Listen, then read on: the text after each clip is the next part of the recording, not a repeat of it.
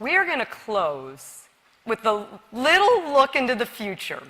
And how many of you have used any form of AI lately? All right, then you're going to love this, because this is the last story that actually is about Ukraine, that you're going to get a look into the future of how AI is being used in development and diplomacy. And I'm just going to do two quick, what I call Liz Talks, not our TED Talks. So you're just going to be two people, they're 5 minutes each, and I think you're going to love it. So this is going to look at how technology is being used in development and diplomacy, because we want to end looking really into the future. Frankly, it's already here.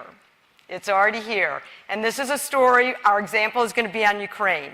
So I'm going to interview two individuals up here, and the first is from the coolest team at USAID that is using technology and innovation in global development. So Chris Burns, who is the Chief Digital Officer at USAID, come on down. Everybody welcome him.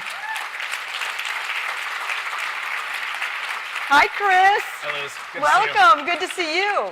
All right, so the example we're going to show you is how technology is transforming people's life in Ukraine through the DIA platform. How many of you have seen it so far?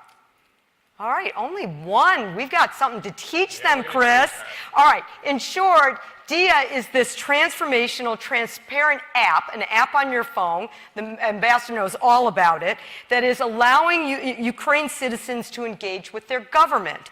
And it's everything from how you, way better than what we have here in the United States, frankly, everything from how you can get a driver's license, a birth certificate, to literally protecting yourself from the war. So they gave us a little video, we're going to show it, and then Chris and I are going to talk.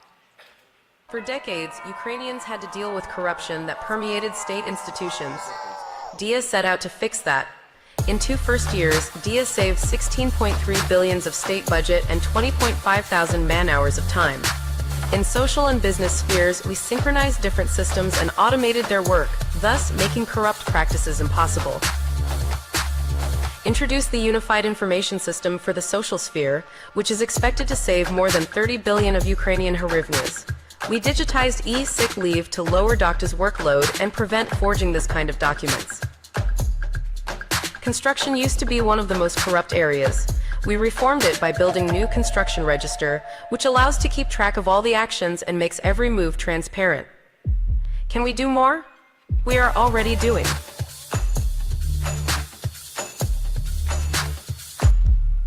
All right, that just gives you a little taste. Come on back here, Chris. All right. USAID, Chris, actually started investing in this with a little investment way before the war in 2016 to actually handle anti-corruption. And so my question is, what's happening? How is USAID transforming this digital platform to really change the life of the Ukrainian citizen? Indeed. Thanks, Liz, and good afternoon, everyone. It's wonderful, after hearing Ambassador Markarova speak, to talk a little bit about this. And you know, it's amazing when you look at what President Zelensky said when he wanted to put the state in a smartphone and had the vision for that. And when you look at Vice Prime Minister Fedorov and his laser focus on executing on that vision, it says so much for the power of political will, and it says so much for the recognition at the topmost part of the Ukrainian government of the power of digital technology in driving everything we do today. So yes, it's true, USAID as well as UKAID, Eurasia Foundation, we've all been supporting the Ukrainians to build out DIA so that government can be closer to the people, but it is actually way beyond that. They've developed 120 services. Liz, you mentioned a few of them. They've developed more because DIA predated the Russian invasion, so they developed more applications for wartime, like registering internally displaced people, or if you have property damage, you can actually load that on the app and get compensation for that. And they're in fact so much clamoring for the services that you have every ministry within Ukraine lining up to get their products and services on the app. So certainly for the now, there's enough going on, but we have to look to the future, as Liz said. And so we're already thinking about reconstruction and the role that digital technologies play in that. We're thinking about, of course, private sector investment and how much Ukraine is going to need of that, cross-border trade, and just broader trade facilitation, the role that digital technology is going to play in that. The ambassador talked a little bit about democracy strengthening, which is something we're going to continue and recognize that digital has a role. And I think the last point on there is you look at Ukraine, and historically, in the last 20 years, it has an incredibly powerful IT sector, a highly digitally literate population that is clamoring for jobs in the face of war. As we move to reconstruction, that focus on jobs is going to be of great attention as well, and digital is going to play a big piece there. So what's amazing is, again, so far ahead of what we can do. Can you imagine doing all of this stuff from our government on an app? But what amazes me is it's an open source. And you want to go global. You want to go to other countries. In fact, I think some other countries are already picking it up. Who's using it? Where are you going with it? Yes, it is almost open source. Almost open source. The Ministry of Digital Transformation has the goal of making it open source by the end of this calendar year. And right now, Ukraine is the gold standard when it comes to digital public infrastructure. Estonia used to be. Now Estonia is saying, wow, we've got to catch up on those Ukrainians. But what I mean about digital public infrastructure is what is the underpinning digital layers that is going to foster a DIA-like app to flourish. So it's digital identity, digital payments, data interoperability, and cybersecurity. And what we want to do is go to our partner countries to say, look, you have embraced digital transformation. How about we accelerate that transformation journey by taking the successes of Ukraine, not just the DIA app itself, but everything that has underpinned it, and working with partner countries to understand the state of their digital ecosystem.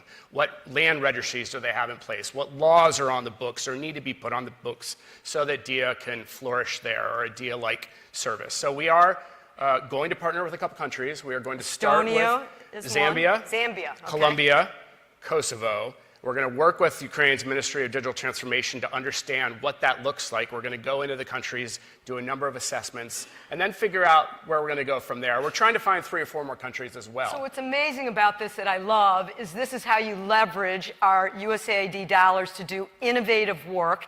And it's not just happening on our phones and our app. You're trying to use this technology in all kinds of different ways, in health, in food.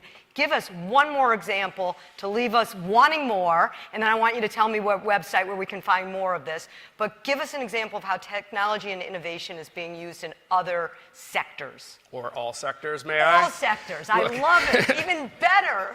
We are in the business of empowering people, right, in development. That means lending them agency, giving them voice, making sure development is inclusive. And I can think of no other tool for doing that well than digital technology. No, it's no magic wand, and we're not going to talk about the risks that are very real. But if you think about it, it has this opportunity to be this great equalizer if it's available to everyone, and if it's done in a way that is safe and inclusive, ethical, and responsible. And that is our remit, to make sure that we are doing that across all sectors. So digital technology is really this through line, whether it's to address climate change, to continue to ensure democratic strengthening, to drive greater food security, whatever it is that USAID, and by extension the broader development community does, this is the through line that I think we have an incredible opportunity here to make sure that we are empowering every single person, particularly underserved communities, in everything we do. Where do we find out more? So many places. Let's start with USAID.gov. Okay. Our technology portfolio is there. It goes way beyond our amazing team. But for those of you who didn't see the DIA in DC event 2 weeks ago with our administrator, there's a lot of information on the website there that goes through all the keynotes, more detail of what DIA is about, and what we're doing broadly to enhance digital development around the world. Let's thank Chris Burns, and how about that great work that you're doing? Thanks, Liz. Thanks so much. Great to see you.